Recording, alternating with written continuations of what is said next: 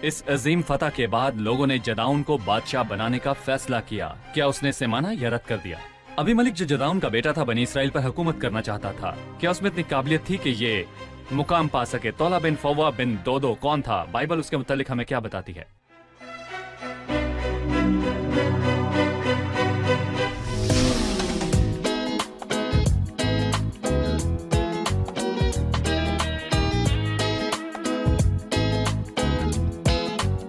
अजीज नाजरीन, मैं अयाद ज़रीफ आप सब देखने वालों को हमारे रोज के बाइबली मुतालियाती प्रोग्राम की नई किस्त में खुशामदीद कहता हूँ। इस प्रोग्राम में हम बाइबल मुकद्दस की तमाम किताबों का मुतालिया पेश कर रहे हैं। अभी हम कज़ात की किताब का मुतालिया कर रहे हैं, जो पुराने अहदनामे की दूसरी तारीखी किताब है, और आज हम 8वें और 9वें बाब को और 10वें बाब की पहली 2 आयात के मुतल्लिक जानेंगे। लेकिन आगाज में मैं खुदा के खादमीन को स्टूडियोज में खुशामदीद कहूंगा। भाई मुहीब खुशामदीद। जी बहुत शुक्रिया। भाई सुफात खुशामदीद। शुक्रिया भाई। और स्टूडियो में मौजूद आए मेहमानों को भी खुशामदीद। आज के मुताले का आगाज करने से पहले मैं अल्जीरिया के एक भाई जकी जाही का एक पैगाम पढ़ना चाहूंगा, जो अपने पैगाम में लिखते हैं कि खुदा की बरकत, उसका रहम और उसका इत्मीनान आपके साथ हो। मेरा सवाल है जो मुझे परेशान कर रहा है कि अगर ईसा मसीह खुदा हैं तो उन्होंने अपनी पैदाइश से पहले ये कायनात, इंसान और हर वो चीज जो हमारे आसपास है किस तरह तख्लीक की? क्या तख्लीक खालिक से पहले वजूद में आ सकती है? मतलब आसान अल्फाज में सवाल यह है कि आप कहते हैं मसीह खुदा है, तो अगर हर चीज उसकी पैदाइश से पहले वजूद रखती थी तो फिर वो खुदा कैसे हुआ? दरअसल बाइबल मुकद्दस बताती है कि मसीह अब्दियत से खुदा है, कलाम अजल से मौजूद है। बाइबल मसीह के मुतल्लिक कहती है इब्तिदा में कलाम था और कलाम खुदा के साथ था और कलाम खुदा था। मसीह दुनिया में आया और दुनिया में पैदा हुआ, मगर ये उसकी शुरुआत ना थी। मसीह अपनी अलूहियत में अजल से अब तक है। बहरहाल जब उसने इंसानी बदन इख्तियार किया तो ये उसके इंसान होने की शुरुआत थी। बाइबल ये भी बताती है कि कलाम मुजस्सम हुआ और हमारे दरमियान रहा। मसीह अपनी अलूहियत में वो खुदा है जिसने सब कुछ तख्लीक किया। बाइबल कहती है जिसके वसीले से उसने आलम भी पैदा किए। बाइबल मसीह के मुतल्लिक कहती है कि वो खुदा है जो सब चीजों पर इख्तियार रखता है। वो हर एक चीज की शुरुआत और अपनी अलूहियत में इस जहान के वजूद का बाइस है। लेकिन जब हम मसीह की शुरुआत की बात करते हैं तो हमारी मुराद उसकी इंसानी जिंदगी से है, और कलाम मुजस्सम हुआ और हमारे दरमियान रहा। मसीह ने खुद पर और अपनी अजली और अब्दी अलूहियत पर गवाही दी जब उसने कहा पेशतर इससे कि अब्राहम पैदा होता, मैं हूँ। वो अपनी अलूहियत में अब्राहम से पेशतर था। ये बात कि मैं हूँ वही बात है जो यहोवा खुदा ने मूसा से खरूज की किताब और उसके 3 बाब में कही थी। वहाँ लिखा है कि मैं जो हूँ सो मैं हूँ। मसीह ने वो काम किए जो साबित करते हैं कि वो खुदा है। मसीह ने जमीन पर होते हुए तख्लीक किया। तख्लीक करना खुदा के आला कामों में से एक है। मसीह वक्त से पहले बातों की आगाही भी रखता था। ये खुदा के आला कामों में से एक है। मसीह के पास गुनाहों को माफ करने का इख्तियार है, और मेरे अजीज नाजरीन, खुदा के सिवा गुनाह कोई माफ नहीं करता। एक दिन मसीह पूरी दुनिया के लोगों और उनके नजरियात की अदालत करेगा। आपको मालूम होना चाहिए और आपका ईमान होना चाहिए कि मसीह सारी दुनिया का इंसाफ करने वाला है। और बाइबल मुकद्दस बताती है कि आखिरी दिन जब अदालत होगी तो खुदावंद लोगों के दिलों से वाकिफ होगा, क्योंकि अदालत के दिन खुदा लोगों के पोशीदा ख्यालों का इंसाफ करेगा। जब हम कहते हैं कि खुदा लोगों के पोशीदा ख्यालों का इंसाफ करेगा तो खुदा उन पोशीदा बातों से वाकिफ है और वो उनको जाहिर करेगा और उन सबको सरेआम ले आएगा। मसीह ही वो वाहिद हस्ती है जो अदालत करेगा। इसका मतलब यह है कि मसीह ही इंसाफ का खुदा है। नाजरीन, हम अपने मुताले में 8वें बाब पर पहुंच चुके हैं। 8वां बाब उस अजीम फतह के बाद के वाकयात को बयान करता है। जदाउन के आगे कौम ने एक पेशकश रखी। उन्होंने उससे कहा कि उन पर हुक्मरानी करे। भाई सफवात, हमें इसके बारे में बताइए। हम 8वें बाब का पहला हिस्सा पढ़ते हैं। तब बनी इसराइल ने जदाउन से कहा, तू हम पर हुकूमत कर, तू और तेरा बेटा और तेरा पोता भी, क्योंकि तूने हमको मिद्यानियों के हाथ से छुड़ाया। तब जदाउन ने उनसे कहा, ना मैं तुम पर हुकूमत करूंगा, ना मेरा बेटा, बल्कि खुदावंद ही तुम पर हुकूमत करेगा। ये एक शानदार शख्स का एक शानदार जवाब था।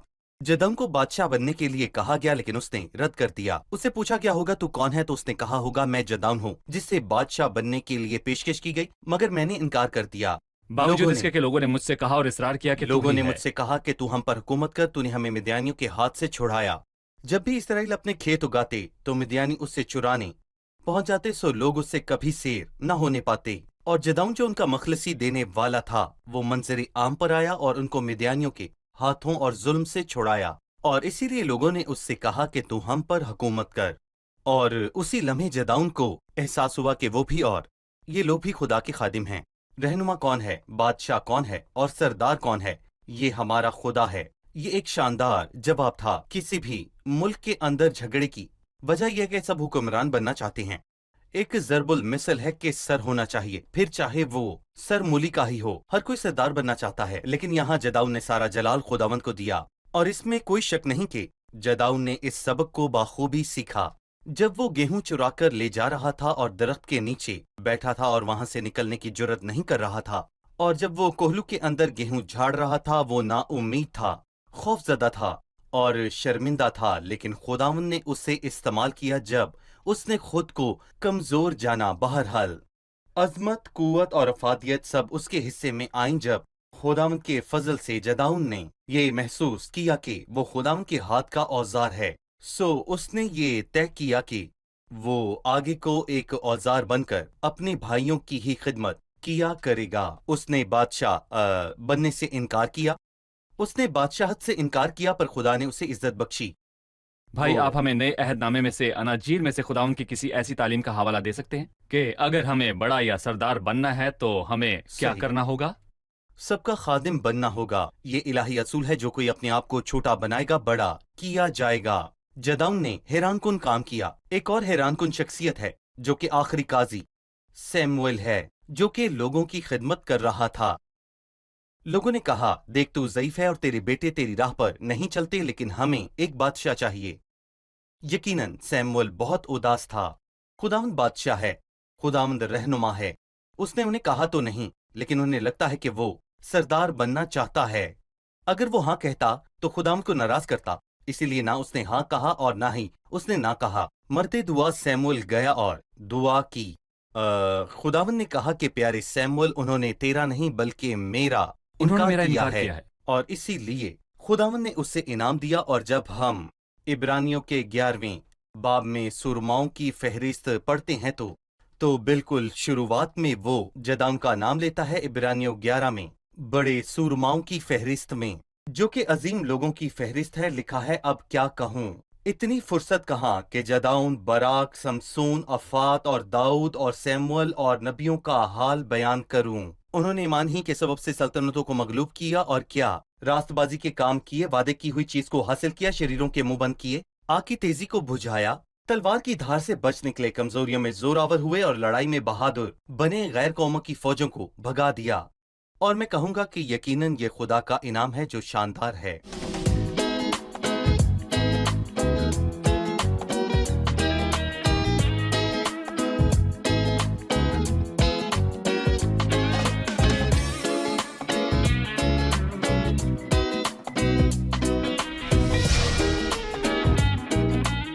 भाई मुहिब, आप जदाउन के इस जवाब पर क्या कहेंगे? जी हाँ, बिल्कुल। दुश्मन पर फतह के बाद दुश्मन मुश्ताइल हो गया। किसी ने कहा है कि फतह के लम्हात खतरे के लम्हात होते हैं।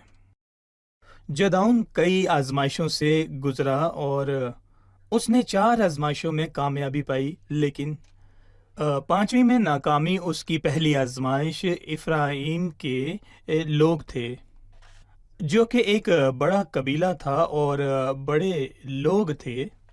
वो इस बात से खफा थे कि खुदा ने जदाऊन जैसे शख्स को इस्तेमाल किया, सो उन्होंने उस पर शदीद इल्ज़ाम लगाए और उसके लिए बहुत मुश्किलात खड़ी करने की कोशिश की। तूने हमसे ये सलूक क्यों किया कि जब तू मदियानियों से लड़ने को चला तो तूने हमको ना बुलाया? उसने बड़ी दानिशमंदी और फरोतनी से जवाब दिया, क्योंकि नरम जवाब कहर को दूर कर देता है। और उसने उनकी तारीफ करते हुए कहा कि जो कुछ उन्होंने किया वो उसके काम के लिए बड़ा है। उसने उनकी सादा सी तारीफ की कि उनका कबीला सादा सा और बड़ा है, और उस बात ने उनके गुस्से को ठंडा कर दिया। खुदावन जदून की सोच और दिल से खुश था कि जिस तरह वो दानिशमंदी के साथ बनी इफ्राइम से पेश आया, दूसरी आजमाइश और इफ्नोइल के लोगों के साथ आई। उन्होंने देखा कि जदून और उसके 300 लोग थक चुके हैं मगर लड़ रहे हैं। वो एक खतरनाक दुश्मन के खिलाफ मुश्किल हालात से लड़ रहे हैं जदून ने अच्छी नीयत के साथ उन्हें भाई जानते हुए उनकी मदद की दरख्वास्त की, और हालांकि उसके लोग थकने के बावजूद दुश्मन से लड़ रहे थे, ये खुदावंद के हर एक खादिम के लिए एक सबक है। उन्होंने उसका इनकार किया और जदौन और उसके आदमियों की किसी तरह भी मदद न की। जदौन ने उनके पास उस बुरे रवैये के बावजूद जो उसके और उसके लोगों के खिलाफ था, उन्हें खबरदार किया और आखिर तक अपनी राह पे चला। तीसरी आजमाइश थी मदियान के बादशाह की। जनून ने उसकी खुशामद करना चाही और कहा, तू उन बादशाहों की तरह दिखाई देता है जिन्हें हमने ताबूर में कत्ल किया था। उन्होंने कहा कि वो कैसा दिखाई देता है? उन्होंने कहा, जैसा तू दिखाई देता है वैसे ही थे। उनमें से हर एक शहजादों की मानिंद था। जदून उनकी चापलूसियों से धोखा भी खा सकता था। जदौन कभी भी बादशाह या बादशाह की औलाद ना था, वो गफूरा का रहने वाला था, एक आम शख्स था। सो उसने उस खुशामद को नजरअंदाज करके उन बादशाहों को कत्ल कर दिया। ये तीसरी आजमाइश थी। जी, तीसरी आजमाइश थी। चौथी आजमाइश के मुतालिक हम पहले ही बात कर चुके हैं कि उसने बादशाह बनने से इनकार कर दिया। और पांचवी आजमाइश ये थी कि उसने कहानत के अफवाद के लिए खुद बालियां मांगी। सो आप ये 22वीं आयत में देख सकते हैं। अब मैं 22वीं आयत से पढ़ना चाहूंगा, उसके बाद हम एक वक्फा लेंगे और वक्फे से वापस आकर हम मेहमानों के सवालात के साथ हाजिर होंगे। तब बनी इसराइल ने जदाउन से कहा, तू हम पर हुकूमत कर, तू और तेरा बेटा और तेरा पोता भी, क्योंकि तूने हमको मिद्यानियों के हाथ से छुड़ाया। तब जदाउन ने उनसे कहा, ना मैं तुम पर हुकूमत करूंगा, ना मेरा बेटा, बल्कि खुदावंद ही तुम पर हुकूमत करेगा। और जदाउन ने उनसे कहा, मैं तुमसे ये अर्ज करता हूं कि तुम में से हर शख्स अपने लूट की बालियां मुझे दे दे। ये लोग इस्माइली थे, इसलिए उनके पास सोने की बालियां थीं। उन्होंने जवाब दिया कि हम इनको बड़ी खुशी से देंगे। पस उन्होंने एक चादर बिछाई और हर एक ने अपनी लूट की बालियां उसमें डाल दी। सो वो सोने की बालियां जो उसने मांगी थी वजन में 1700 मिशकाल थी, अलावा उन चंद हारों और झुमकों और मिद्यानी बादशाहों की अर्गवानी पोशाक के जो वो पहने थे, और उन जंजीरों के जो उनके ऊंटों के गले में पड़ी थी। और जदाउन ने उनसे एक अफूद बनवाया और उसने उसे अपने शहर उफरा में रखा, और वहां सब इसराइली जनाकारी करने लगे। और वो जदाउन और उसके घराने के लिए फंदा ठहरा। यूं मिद्यानी बनी इसराइल के आगे मगलूब हुए और उन्होंने फिर कभी सर न उठाया। और जदाउन के दिनों में 40 बरस तक उस मुल्क में अमन रहा। अजीज नाज़रीन, हम एक छोटे से वक्फे के बाद दोबारा हाजिर होंगे, हमारे साथ रहिए।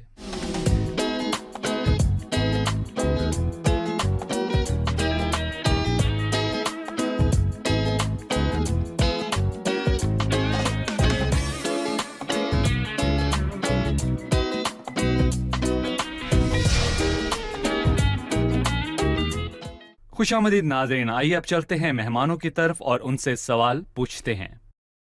जी, सवाल कीजिए।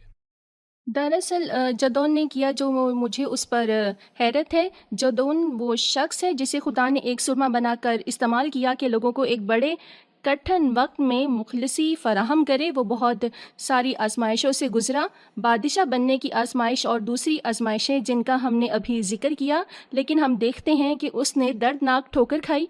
मेरा मतलब है कि अजीम जदौन ऐसी दर्दनाक ठोकर कैसे खा सकता है? अगर ये उसके साथ हुआ तो हम में से बेहतरीन ईमानदार के साथ क्या कुछ नहीं हो सकता? भाई सफवाद, अजीम जदाउन ने ठोकर क्यों खाई?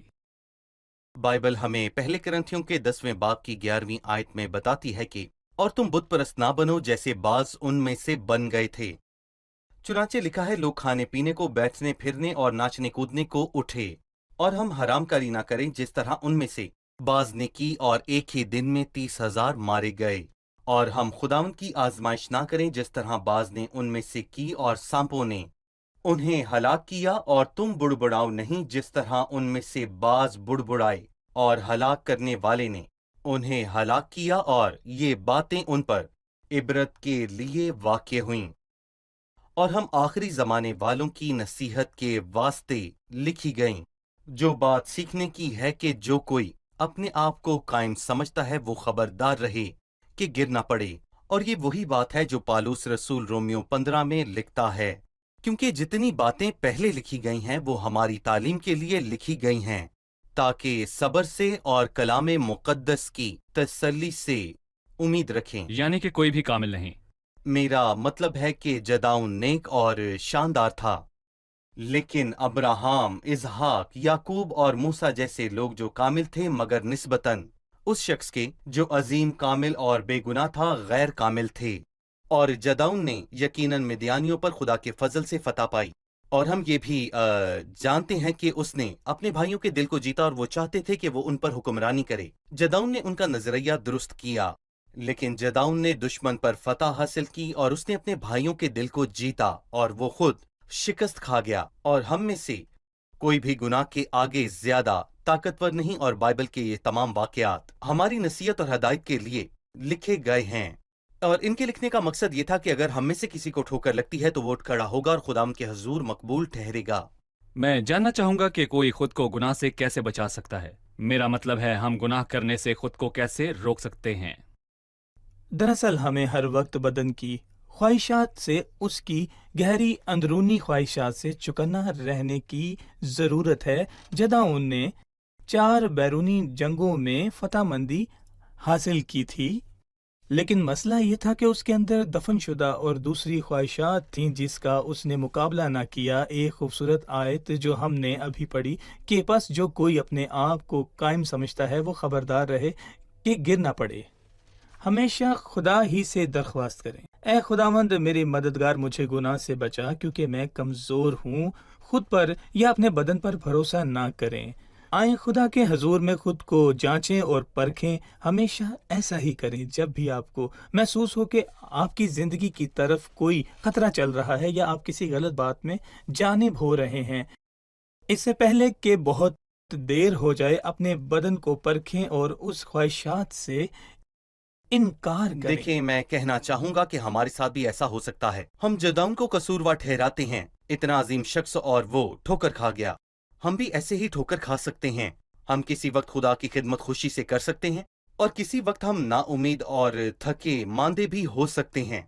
और खुदावन चाहता है कि हम मजबूती से खड़े हों, लेकिन वो इससे खुश नहीं है कि किसी वक्त हम खुश हों और किसी वक्त गिरे हों। और बावजूद इस हकीकत के कि हम मसीह में सकूनत करते हैं, खुदावन कहता है, मैं अंगूर का हकीकी दरख्त हूँ और तुम डालियां हो। ये ईमानदार का फर्ज है कि वो कायम रहे, क्योंकि हमारे पास खुदा का रूह है, हमारे पास खुदा का कलाम है, और हम इनसे मजबूती से कायम रहने की कुव्वत पाते हैं। और खुदावन जिसमें हम रहते हैं हमें इत्मीनान मिलता है, और जिंदगी और मौत के अंदर वो हमारी पनागाह है। अब मैं 9वें बाब को पढ़ूंगा, फिर भाई मुहीब से कुछ सवालात पूछूंगा। 9वां बाब। तब युरबुल का बेटा अबी मलिक सिकम में अपने मामुओं के पास गया और उनसे और अपने सब नन्याल के लोगों से कहा कि सिकम के सब आदमियों से पूछ देखो कि तुम्हारे लिए क्या बेहतर है, ये कि युरबुल के बेटे जो 70 आदमी हैं वो तुम पर सल्तनत करें, या ये कि एक ही की तुम पर हुकूमत हो। और ये भी याद रखो कि मैं तुम्हारी ही हड्डी और तुम्हारा ही गोश्त हूँ। भाई मुहीब, क्या आपको लगता है कि अबी मलिक के अल्फाज उसे खुदा के लोगों पर हुकूमत करने का अहल बनाते हैं? आप क्या कहेंगे? हरगिज नहीं। जदाऊन हुकूमत कर रहा था, खिदमत नहीं। दरअसल रवैया बहुत अहम चीज है। जिस शख्स को खुदा इस्तेमाल करता है वो खुदा के लोगों की हैसियत से इस्तेमाल होता है। पहली बात, अबी मलिक कौन है? वो जदाऊन की हरम का बेटा जो सिकम में थी।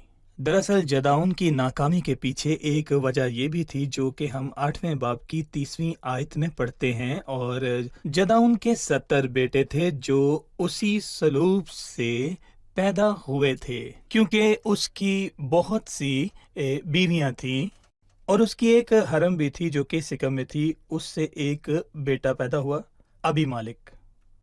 یہاں ہمیں وہ جداؤن دکھائی نہیں دیتا جسے ہم نے شروعات میں دیکھا تھا۔ ہمیں وہ غفورہ کا رہنے والا حلیم انسان نظر آتا تھا، وہ شخص جو ہراوت کے چشمے کے پاس گیا، وہ ہر طرح سے خود پر قابو رکھے ہوئے، لیکن اس کی فتوحات کے بعد اس کے پاس بہت سی خواتین تھی۔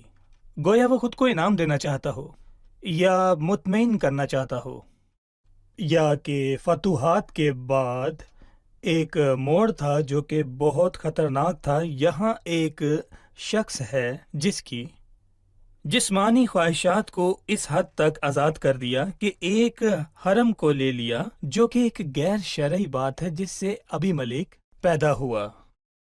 اب وہ شخص نہیں رہا جو خود پر ضبط رکھ سکتا تھا۔ زندگی کے آخری برسوں میں اس کے 70 بیٹے تھے، جن میں سے ایک ابی ملک تھا۔ ابی ملک اختیار اور طاقت کا لالچی تھا، وہ خدمت نہیں کرنا جانتا تھا، وہ ایک قاضی کی ذمہ داری کو نہیں سمجھتا تھا کہ وہ لوگوں کے لیے برکت کا باعث ٹھہر سکے۔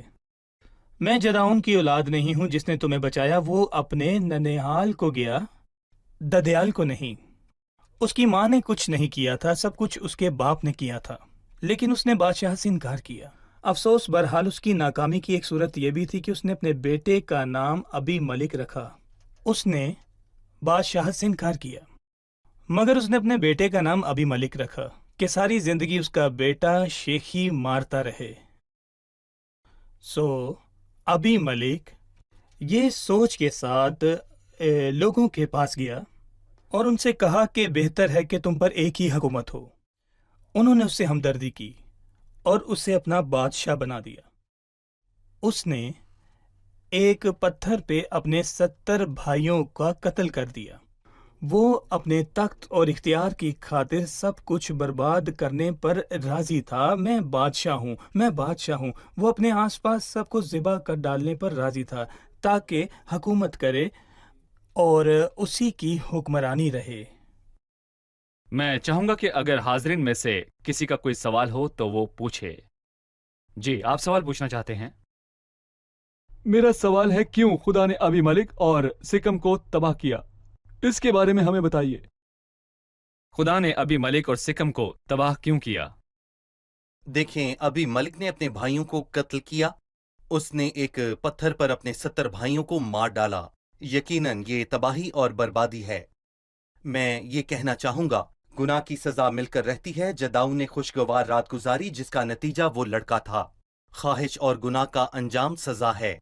دیکھیں، گناہ کی سزا ہے، جو آپ بوتے ہیں آپ وہی کاٹتے ہیں، اور ابی ملک نے 70 بھائیوں کو ایک پتھر پہ مارا اور اس کا قتل بھی بڑی بے رحمی سے ہوا۔ مطلب کہ جو اس نے بویا یہ اسی کا نتیجہ تھا۔ اس نے اپنے بھائیوں کو قتل کیا اور اس کے بعد خداوند نے بھی بڑی بے رحمی کے ساتھ اسے قتل ہونے دیا۔ اور میں اپنے بھائیوں اور بہنوں کو یہ یاد دلانا چاہوں گا کہ ناانصافی کا خاتمہ ہونے کو ہے۔ میرا مطلب ہے کہ اگر کوئی کسی پر ناانصافی کرتا ہے تو اس کی عدالت ہونے والی ہے، اور یہ حقیقت ہے کہ برائی کی عدالت تھوڑی طویل ہو سکتی ہے، لیکن ہر ناانصافی اپنے انجام کو پہنچے گی۔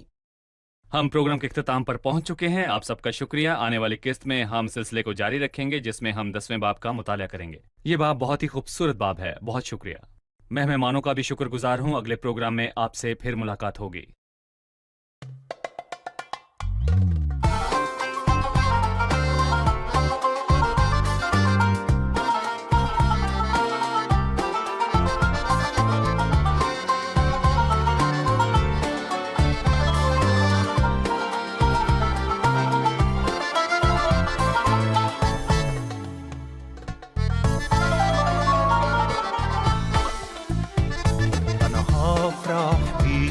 علشان انت بتكفيني، انا ههتف ليك علشان انت بتحميني، انا هفرح بيك علشان انت بتكفيني، انا ههتف ليك علشان انت بتحميني. مش مستني يا ربي موقف راح يفرحني، او مستني كلام هيطمني ويسعدني، او مسنود على ناس تتغير وتجرحني وارجع لك من تاني علشان تشفي وتشبعني. مش مستني يا ربي موقف راح يفرحني، او مستني كلام هيطمني ويسعدني، او مسنود على ناس تتغير وتجرحني وارجع لك من تاني علشان تشفي وتشبعني. انا هفرح بيك علشان انت بتكفيني، انا ههتف ليك علشان انت بتحميني. انا هفرح بيك علشان انت بتكفيني، انا ههتف ليك علشان انت بتحميني.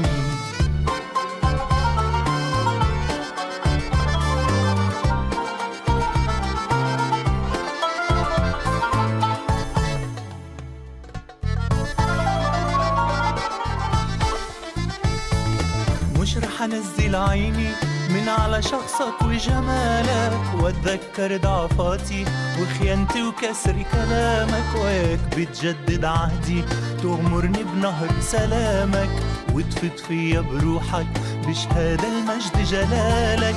مش رح انزل عيني من على شخصك وجمالك، واتذكر ضعفاتي وخيانتي وكسر كلامك، وياك بتجدد عهدي تغمرني بنهر سلامك، وتفت فيا بروحك بشهادة المجد جلالك. أنا هفرح بيك علشان انت بتكفيني، أنا ههتف ليك علشان انت بتحميني. أنا هفرح بيك علشان انت بتكفيني، أنا ههتف ليك علشان انت بتحميني. آپ یار جلادی کے متعلق کیا جانتے ہیں؟ قضات کی کتاب کے متعلق خدا کے لوگوں کو بچانے میں اس کا کیا کردار تھا؟ افتح کون تھا؟ کیا وہ قاضی بننے کا اہل تھا جو خدا کے لوگوں کو بچائے؟ وہ کون سی مشکلات اور رکاوٹیں تھیں جن کا سامنا افتح کر رہا تھا؟ وہ ان پر غالب کیسے آیا؟